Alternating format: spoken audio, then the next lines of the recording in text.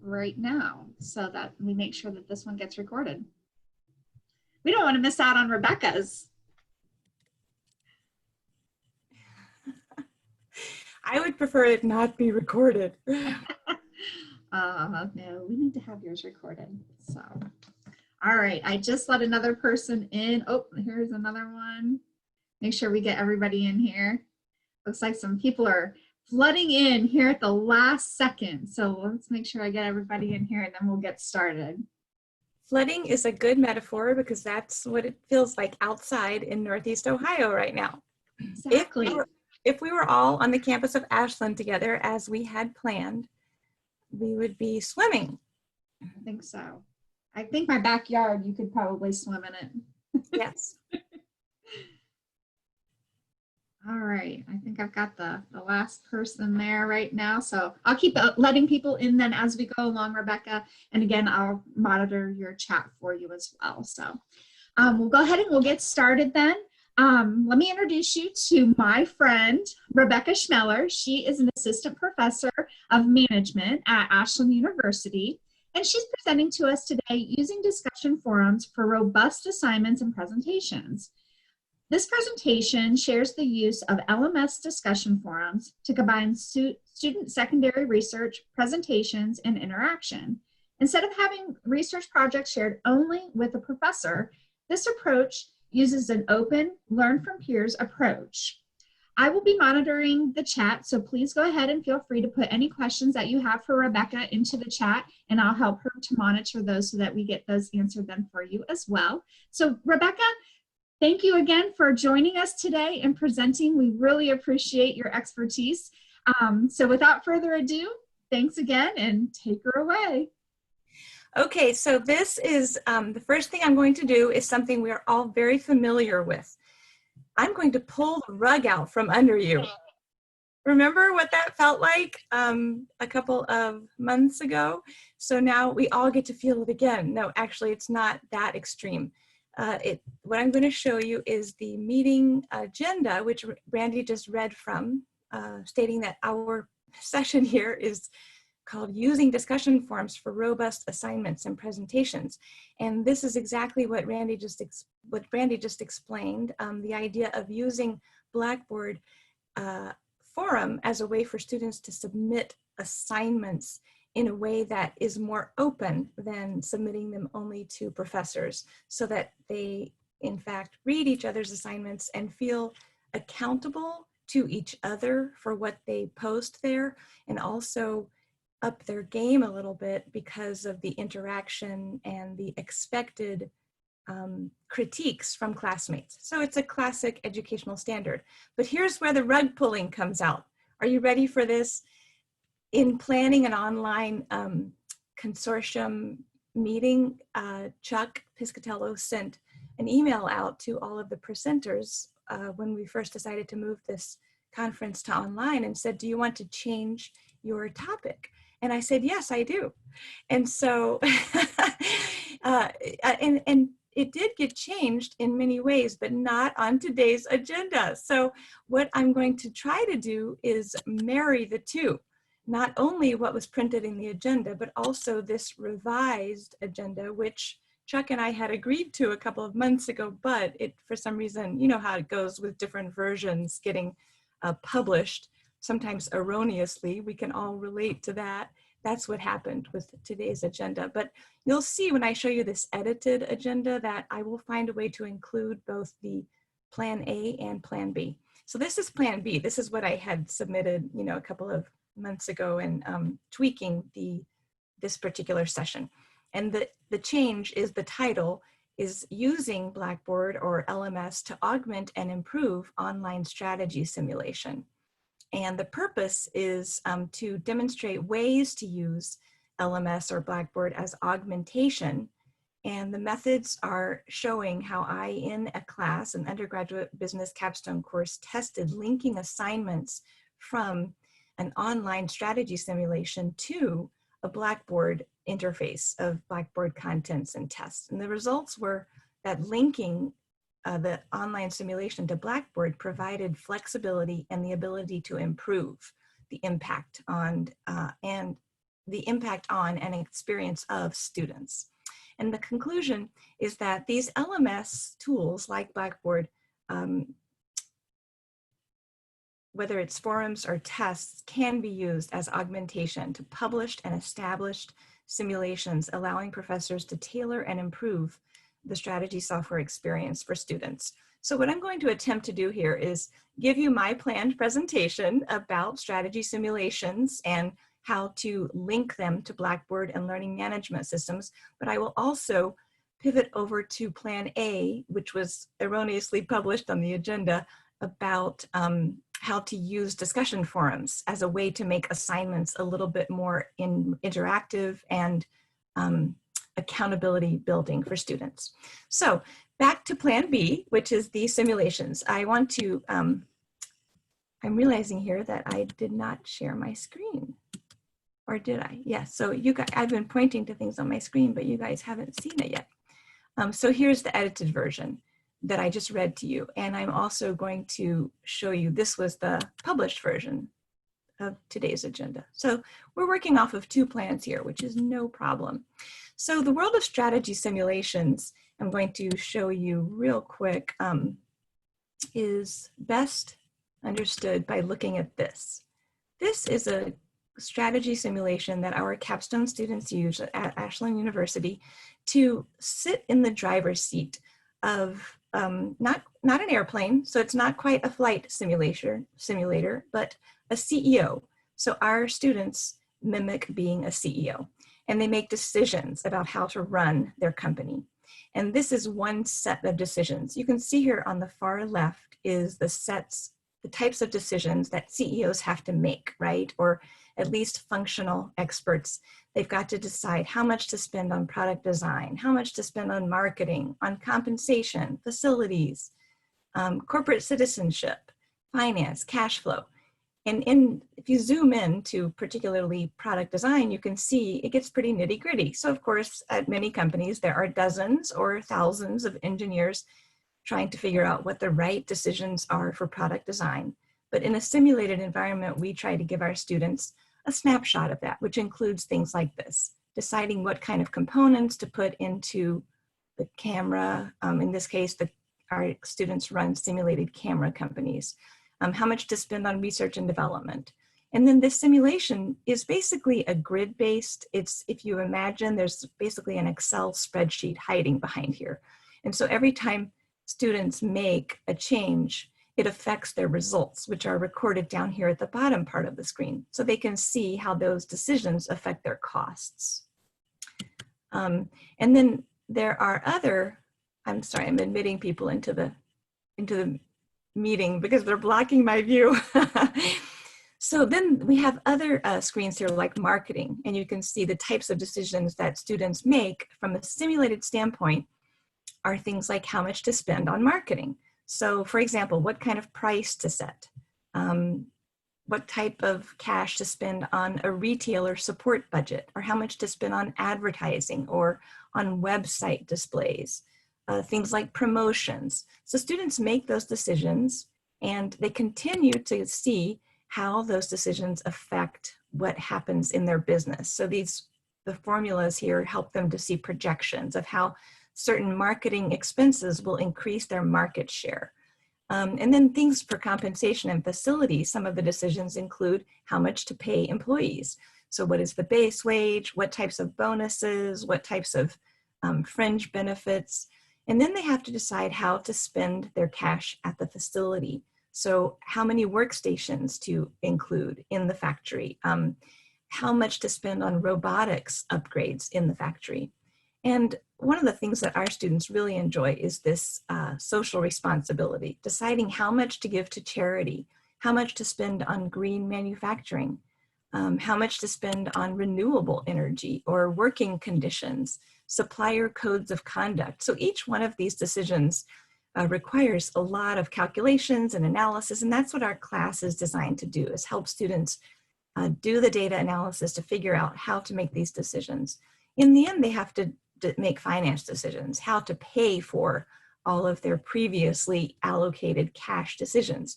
So they've got to decide, okay, where are we going to get the cash? Are we going to get it from a bank loan, or are we going to issue shares of stock to shareholders? If we have excess cash, are we going to use it to pay dividends to shareholders? These are all decisions that students make in a simulated environment. And for the purposes of this presentation, I want to show you guys what that looks like. Here it is. This is a mind map of what students do when they're simulating running a company. So the brand name that we use is called Globus. It's a brand name of strategy simulation, and there are several in the market, just like there are several adaptive coursewares that we learned about in the last session, and there are several flight simulator packages, brand names. There are also several strategy simulation brand names. And the one that we use at our university is Globus. And these are graphically the decisions that students make and some examples of types of decisions they make. So it's rather dizzying, but it turns out to be a very effective way for students to understand strategic planning and policy, how to allocate cash across different functions in a way that improves their business according to certain measures, things like share price or employee satisfaction or return on equity or credit rating or image rating. These are all things that companies are judged on in this simulation. So the literature says that strategy simulations are in fact effective because they give students a safe environment. They're running a company without really running a company. So there's no chance of them driving it into the ground or, displacing thousands of employees. Instead, they have a safe environment of a computer grid-based glorified Excel spreadsheet. It's risk-free, and they're used very frequently at most business schools across the world actually use strategy simulations. And there are there's a lot of research that says that a simulation is only as good as the facilitator who is leading it. In other words, the professor. So having a wise facilitator who can meet certain conditions for effectiveness, who has teaching expertise in addition to subject matter expertise. And that's where the piece about using Blackboard comes in. So how do we improve a student's simulation experience by having the tools that learning management systems or Blackboard provide? There's also a lot of research about the pivotal role of the educator and classic instructional design practices that can improve the experience for students. And so what I want to share with you are some ways that I have found work in making this, which can be dizzying to students, having to make these types of decisions and having to look at these types of reports where students see, oh my gosh, what does this really mean? Well, let's see. I can look at my company letter C, and I can see that my price at $300 is a little bit lower than the industry average, according to this calculation on the far right. And I can see that my quality as company C is a little bit lower than some other companies. I have 4.9 stars, whereas other companies may have 5 or 5.4. But it's dizzying. It can be overwhelming for students to look at all of this data and to do fair analysis that allows them to be comfortable and confident in the decisions they're making. In addition to seeing all of this data at a dizzying rate, they also look at financial data and how those decisions play out on their income statement. So companies can achieve a total revenue listed here by company. So students in my class, this is from the actual semester that we just completed. So students in my class, this particular year of simulation, it was hypothetical year number 11, had gotten to, some of the companies had gotten as high as $850 million in total revenue. You can see that particular company, D, that got to $851 million in revenue. Actually, their net profit was $177 million. So based on all these expenses that they had to pay, which were based on those decisions I showed you, this is what they were left with. So it's very similar to a pilot, kind of learning how to fly by simulating a plane, having to decide, okay, when to ascend, when to descend, what speeds to go at. This is what our business students decide when they simulate. You can also see some of this balance sheet data on the bottom half of this screen. It shows you how students can keep track of how much cash they have on hand, how many shares outstanding their company has, how many shareholders are out there. And all of this gives them the basis, and this is just a teaspoon's worth of the data they have access to make sense of how their decisions are playing out for shareholders and for customers, consumers, retailers. So it can be dizzying. And there's a lot of learning theory out there that says that for students to be successful in learning, they need to have certain conditions. This particular theory, Novak's theory, says that students need to enter the situation with prior knowledge. So in the case of our Capstone Business School, students take the class having completed a whole 3.5 years worth of courses in their particular major. So lots of marketing classes, or lots of accounting classes, or economics classes. And they show up to the class ready to deploy what they have learned in that simulated setting. Then they have to have meaningful material according to this theory, this learning theory. And what we have found is that having a simulation, a computer-based, grid-based simulation is meaningful, and it does give students a sense of meaning because of this third component. They have choices. So they are able to choose how much cash to spend in the various business functions, and that gives them a sense of deep learning that, according to Novak's research, can be achieved when these three conditions are in place. And in particular, the prior knowledge is the set of required courses that students complete before getting to the capstone level. Secondly, the meaningful material is all of the dizzying stuff that I gave you a glimpse of, those reports. So remember these reports showing students how much revenue they brought in one simulated year, how much their various costs were, how much their profit is, what their cash balance looks like, or some of their competitive data here, how their price compares to other companies in the industry, or how their inventory either was satisfactory or not to satisfy demand, or particular expenses on retail support. How much is the company spending on retail compared to its competitors? So that is achieved. That's what we're going to call meaningful material, which helps learners to maximize the experience. And lastly, there's choices. The whole benefit to a simulation is that it allows students to make choices. So when they are in those decision screens of trying to calculate, okay, should I spend on pricing, or should I spend on compensation? So in this example here, should I spend my cash on paying my employees more? Do I want to be matched to the industry average, or do I want to pay more than the industry average? And making that decision versus how much should I spend on robotics upgrades? Those are the types of learner choices that simulation forces students to face and to achieve what Novak calls deep synthesis. So when a learner is forced to make choices, the hope is that he or she will experience a deeper level of learning, because they had to take their prior knowledge and merge it with meaningful material to make those choices. So what happens here is that quite often that dizzying array of running a simulation can be overwhelming to students. And so what I try to do is figure out, how can I use LMS or Blackboard to improve the simulation? So as you saw, the simulation is pretty fancy. You know, it's dozens of screens and reports and calculations, and my goodness, it's a lot.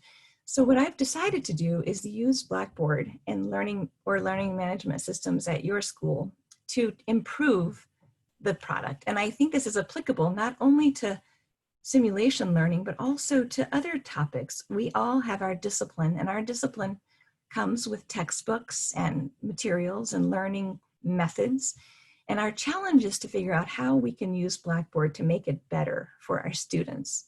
And so I'm going to show you, and here's my Blackboard screen from this past semester, what I did, I found that the simulation was kind of limited in terms of the quiz that it offered my students. The quiz was in many ways too difficult. So I kind of was able to use Blackboard to create a more, shall we say, realistic quiz. So here's my learning module called simulation. That's where I keep materials for the students and a quiz that is customized. So as opposed to using the quiz that comes with the software, I think I improved upon that quiz by tailoring it more to my students and more to what they're learning at my university. And then the other thing I've been able to do is build accountability by using these discussion forums. So when students submit work, so the entire semester when they're running their simulated companies, I have them turn in periodic reports, also known as Wall Street analyst calls. So they have to actually present to the analyst, how is their profit? How were their revenues for the period that just ended? And that's what this particular set of forums is about. I have each student submit their answers to questions. So let me give you an example. April 7th online class. That was very shortly after we switched to online, but we use this even when we're on ground. I have students use Blackboard to complete assignments and to turn things in. So for this particular assignment, what they had to do was get really familiar with the software and then translate it for the students. I had them watch the decision screen videos or peruse the help pages as a last chance to glean new tips about decisions. And then to note for each decision screen, what was their biggest discovery in running the simulation. And since this was their last year in running their simulated company, I had them explain, are you going to end with a bang for your shareholders, maybe increase your dividends by tenfold, or are you going to do something a little more conservative? They also had to share one notable report analysis finding. So I just found that having them submit this to Blackboard built accountability, and it allowed them to kind of show off to their peers about, okay, let me explain to you what I'm doing with my company. In this example, the student wrote, since this is the last year of running our company, Eagle Enterprise, we've decided to continue a steady trend. And they talk about some of the decisions they made between years 9 and year 10 and how treating certain years as a recovery year. So it just kind of allows them to wax eloquent and to speak as a real CEO would when addressing Wall Street analysts or even shareholders. And then they had to kind of describe here some precise data examples from the reports that they want to call out to kind of share with either the Wall Street analysts or with their shareholders. Why do you think the result occurred, and how will you proceed as a response? So that's one example of how you can use these Blackboard forums as a way to build accountability in the environment of a simulation. I also want to show you some of the things that they did at the end. So the end of the simulation, they had to put together an investor relations site where they had to meet certain requirements. And instead of using an assignment, I did it in a forum, as you can see here, a discussion forum. And the goal was to have them be able to share, not only because we were online, they had to share their presentation with the class who served the purpose of role-playing shareholders. So they had to meet these requirements, and then they had to watch each other's presentation. So they had to not only be a CEO, but they also had to be a shareholder. And here's an example of one that students put together, just a basic website, very similar to what real companies do, their investor relations sites. So they have here their tagline, Eagle Enterprise, soaring above our competitors is what we do best. And they break out who they are, so what their vision is, and some pictures of the students who served as the CEOs, and then what their strategy was. So these are some things that were in the rubric. So how did you use a SWOT analysis? How did you use your direction setting to run your company. And in the vein of SWOT analysis, you can just see this sample of where they had to pull up based on how they had been running their company for the previous simulated periods. This is what they came up with for their own SWOT analysis. And then they had to come up with other companies that we had studied over the course of the semester that they either tried to mimic by copying a strategy that that company used, or maybe they tried to do something very different because it did not work for the company that we studied. So they chose this example of 100 tech companies supporting communities. And in this particular simulated company, they were also supporting communities. One of the decisions they made was to give a lot of money to charity and to improve working conditions and to use green manufacturing. Some of the decisions that they showed, they talked through these results here to explain to shareholders how they competed with other companies and how they improved their results over time. Specifically up here are some decisions that they made for marketing, and then down here they've got decisions about compensation and facilities, and they're kind of bragging to shareholders about how their base wage was so much higher than the industry average. So you can see how having them put this together sitting in the seat of a CEO is helpful. It gives them a sense of accountability. They also had to demonstrate how they performed versus competition. So they had to call out other companies, which you can see are listed here, and how they did versus the other companies. So this particular company, E, also known as Eagle Enterprise, over the years, between years 6 and year 11, they were, usually in the top half of their industry. And so they called out that to shareholders, explaining that over time, this is what caused our placement in the industry, and this is why you as a shareholder or you as a Wall Street analyst should be pleased with us. So they get into the really simulated practice of kind of spinning their decisions to be positive. And then they've also got key learning. So, what did they learn through the course of having to manage a stock price and how to manage a company? And they came up with these sort of bits of wisdom: treating employees, focusing on earnings per share, allocating cash to facility expansion, how to do that to the right extent.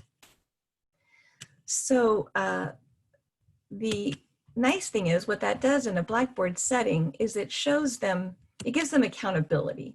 So they're able to really know that their classmates are looking at everything. So there's that forum environment, that open access of having everybody see their assignments as opposed to just the professor. It's a little bit more like real life, because when a public company gives investor relations or a press conference or an analyst call, it's typically public. So they got to practice that. And then also, because Blackboard is customizable, I was able to improve on quizzes and assignments. So having students write shareholder letters and having them craft press releases, I was able to do that in Blackboard because those elements are not in the software. Those are my twists, kind of personalizing it, making it a little bit more geared to what our Ashland students are capable of. And then, of course, Grade Center, right? The simulation comes with a grading rubric to allocate points to students, but I was able to tweak that by copying everything into Blackboard. So that's how using an LMS or Blackboard can really improve something like a package of simulation software. And now my challenge to you is go simulate the world, but use LMS to optimize your experience. And in the same vein, yes, Brandy? Oh, I'm just getting ready for when you're ready for questions. Okay, great. I wanted to also go back to that plan A of the original agenda for this session, which, the one that was the error in printing, and show you another method that I use, which delivers a little bit more closely to this agenda, which is sharing the use of LMS discussion forums to combine student secondary research presentations and interaction.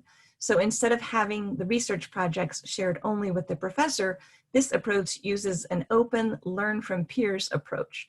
And I'll show you in the same class, a different section. This is just an example of an assignment. So having students look at a real publicly traded company and understanding how they apply the principles of ethics and social responsibility that we study in our class. And so I'm just going to show you a sample here of one student here who chose the example of United Airlines. And so she was able to get some secondary research out there of this brand watch and keeping track of companies and how they are treating their customers and their communities, you know, sort of the ethical piece. And then she was able to call out how that related, that research that she found, how it related to the lessons in the course, the chapter concepts that we studied. And she gave another example with Starbucks. And then the students have to reply to each other. So it builds accountability when students know that their classmates will be reading their assignments. But then for the replies, I require a rubric. So the rubric for this reply was that it had to have 3 parts. First, you have to recap what the student wrote. Second, you have to analyze it. So actually improve the analysis. So in addition to what the student claimed, you have to suggest something else. And then compare what the student wrote about. So in this case, Starbucks and United with the company that I, the replying student, is studying. So in this case, Amazon.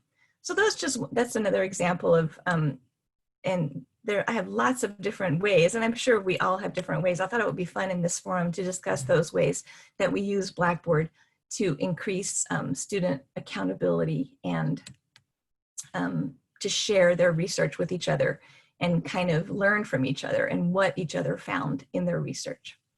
So yes, I think, Randy, I will turn it over to you now. Okay, great. Well, there's a couple of good questions here in the chat. The first one says, Rebecca, why not have students use an online presentation format rather than a discussion forum? Oh, it just jumped. Hold on one second. Yeah, good question. And that I have done that before. So for example, in the same class that I just showed you, one forum, that was just for one chapter. But for another project, at the end of the semester, they had to put together an online video, you know, recorded using Kaltura, where they actually had to take us to the investor relations website and take us on a tour of how that company demonstrated the various courses in our class. Great, very good. You kind of already showed us how you monitor the chats, but the second part of that question is also, do students have to interact? And if so, how do you monitor that? Do you want to go into any more about how you monitor their back and forth discussions with their replies? Yeah, it's very simple. It's just a requirement of the rubric, so what they have to include in their replies. And then the only way I monitor it is to read it myself. And then once a week, we have different versions at Ashland. We have some classes that are fully online and some that are on ground, but we use Blackboard as an augmentation. And so for those that are fully online, I go in once a week and just recap what all of the replies said as a way to kind of say, oh, by the way, did you read this? Or did you see what so-and-so said? Or so does that make sense? That's how I monitor. Yeah, that's great. I like the recapping of the what everyone's saying. I think that kind of helps to reverberate what everyone is doing in the class too. So that's really good. And I'm going to skip down actually a little bit. Someone then kind of piggybacked on what you were saying. I like that structure for the replies. Would you be willing to share your rubric for that? Oh, sure. Great. If you want to put that in the Google Drive, that might be a great way then, Rebecca, to share that. Another question then, where did they post their PowerPoints, etc., separately from the discussion forums? Is there another place where they put those? No, they actually do it in the forum. So what I try to teach them is design thinking. So I want them to put as much as possible in the actual text box of the forum so that we can all read without having to click, click, click, click. And but occasionally when they do create something more comprehensive like a PowerPoint presentation or a Kaltura video, I'll have them just attach it to their actual thread reply.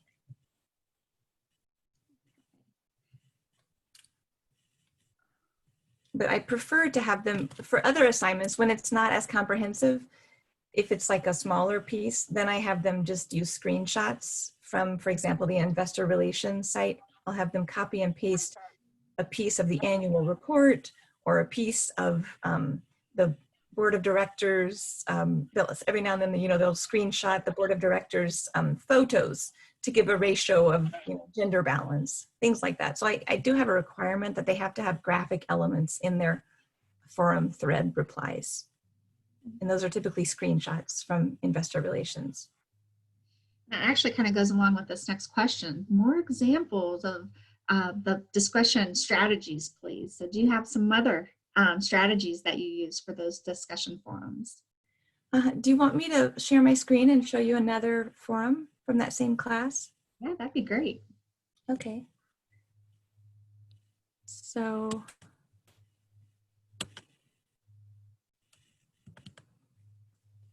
go simulate the world. There's our charge. All right, so this one was from, let's see, chapter 9 was the one about ethics and responsibility. Execution, that was a forum where this was the requirement. So one, give examples of each component of execution. So based on the textbook and the slides.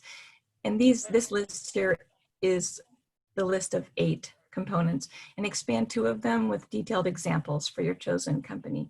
And then number 2, based on this YouTube video about gender balance at the C-suite level, what efforts has your chosen company made? And chosen company is the publicly traded company that they studied. By the way, gender balance is a piece of allocating resources and culture and different aspects of this particular strategy element that we call execution. It's a building the organization with people, for example. So here's just a reply to that particular forum thread. So answering the question, choosing which one of the components, and then giving some examples from Kohl's, their digital center, of how they invest in information systems to deliver their strategy. And this particular example is culture, how something from their investor relations site speaks to their focus on culture as a component of strategy execution. And then based on the video that they watched about gender balance, this student gave us a screenshot here of their leadership and how the gender balance plays out. And then here's another example of that rubric for the reply from a classmate. You can see how they all follow the standard format when they reply to each other.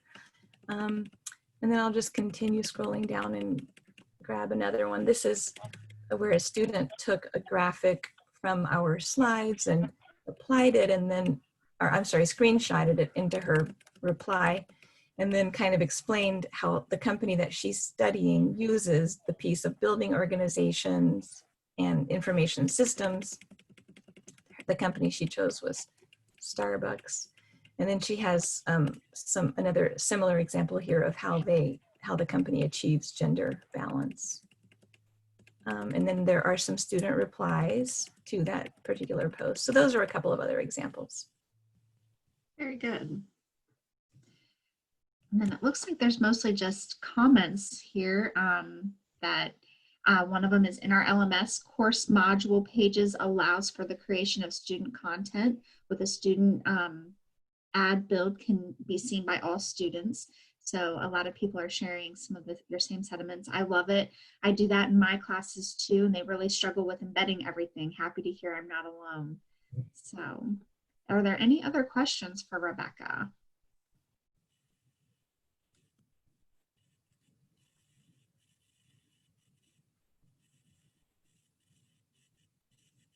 Sometimes it takes a little bit to type them in, so give people an opportunity to type.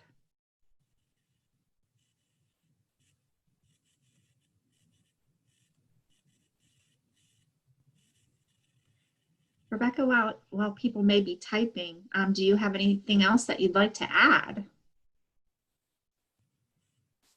Let's see, yeah, let's see, did I stop sharing? Yes, I did. I'm going to go back to why we're here. as we should always do, right? So the agenda, remember, was the purpose of this time was to explore and demonstrate ways to use Blackboard as augmentation for existing or freestanding learning tools, in this case, strategy simulation software. The method was to link assignments from the actual simulation to the Blackboard tools. The results were that it achieved flexibility and ability to improve and kind of tailor the software to my students. And the conclusion is that using discussion forums and learning management systems as augmentation to published and established simulation or textbook or any other tool that we all use allows professors to tailor and improve the experience for students. So that was my goal. I hope did you guys get that? That's what we set out to do. Hopefully we proved. I think goal attained. And while you were going through your goal there, Rebecca, we got another question that came in too. Paige says or asks, how do you support students in utilizing all these augmented strategies? Good question. Yeah, because it is dizzying, right? I mean, I think we can all relate to that. The world of higher ed material is dizzying. That's my word for the day. Strategy simulations are just one thing that I think is probably overwhelming for students. And so I would say that's the way to support them, is to take these Blackboard tools like discussion forums and quizzes and assignments to help narrow the view for them so that they don't get so overwhelmed. Very good. I think it's easy for them to get overwhelmed sometimes, isn't it? Or feel overwhelmed anyway. For sure, yes. And that's, just so many publishers just throwing things at them, like, oh, let's add this and let's add this. I mean, textbooks alone are just so complicated. So we really have to guide our students. We have to give them handrails, but at the same time, we have to let them own their choices. Like I showed you guys in those, the learning theory about learner choices seems to be a really important part of learning. Jody added a comment. I think this is great too. Video demos help. And that's very true. I think often if we can give them some little videos to help guide them through, that also is very helpful sometimes as well. And Paige adds, yes, especially since things change so very quickly with the COVID-19 responses. Oh my goodness, so true.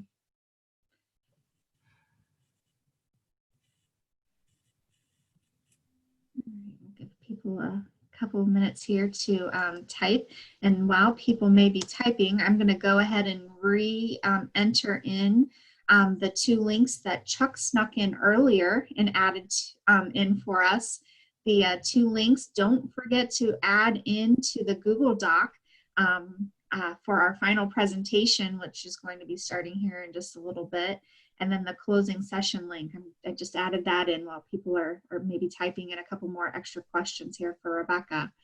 So those two links are there to add to those as well, or add to the presentation, the final presentation, and then to join the closing session. More questions for Rebecca. We still have a few minutes left. This has been another great presentation. You knocked it out of the ballpark, Rebecca. Oh, thank you, Randy. That's so nice to hear. I knew you would. I wasn't worried. See, look at that. So Francis says, brilliant session. So see there? Hang my hat on that word. There you go. And yes, all the sessions were recorded. I believe all of them were anyway. And I just found out that they are going to be available in a couple of different places.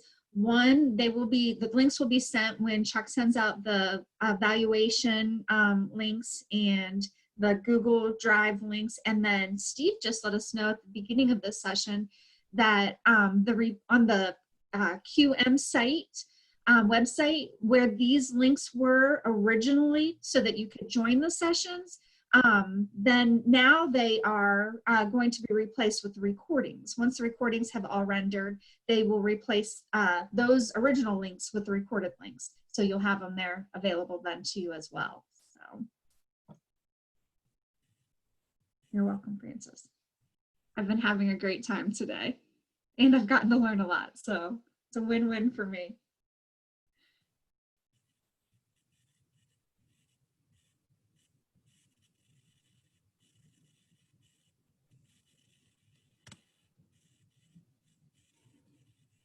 All right.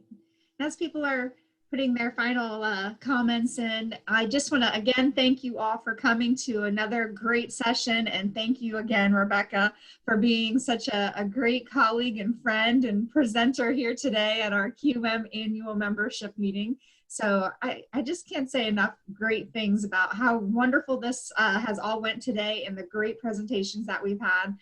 So I think that this has just been a really good first QM virtual conference. So Chuck has done a great job putting it together, and our presenters have been amazing today. So it's been a really fun day to get to spend with everybody. So I feel blessed that I've gotten to be part of all of this. So thanks, Rebecca. You've been amazing. So, and thank you everybody for participating. I'll leave the chat up for a little bit so that you've got those links to go to the bit.ly link to add to the final presentation.